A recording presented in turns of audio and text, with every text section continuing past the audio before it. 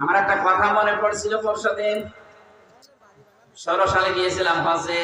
কাবা তাওয়াফ করার পরে উপরে গেলাম, হঠাৎ দেখে আমার পেটে যন্ত্রণা ব্যথা। এক পুলিশকে ডাক দিয়ে বললাম, ইয়া সাদিক তাল কি হে বন্ধু, আমার খুব পেটে ব্যথা করছে। এতক্ষণ তো ভালোই লাগছিল।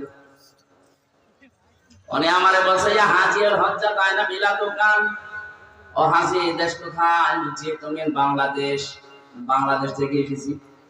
ওর ভাষা দিয়ে আমারে বলছে, হাজি জানেন না এটা কোন জায়গা? না তো। আবু সাইদের বাড়ি। আপনি এখনো পায়খানা না করে দাঁড়িয়ে আছেন, তাড়াতাড়ি করে। সত্যি কথা বলছে, পায়খানা করে দেখে আমার পেটের ব্যথা ভালো হয়ে গেছে। আল্লাহ আমাকে বোঝাতে চাচ্ছে, হামজা এত টাকা খরচ করে 6,500 কিলোমিটার দূর থেকে আসলে আর শয়তানের বাড়ি পায়খানা না করে চলে যাবা। তাড়াতাড়ি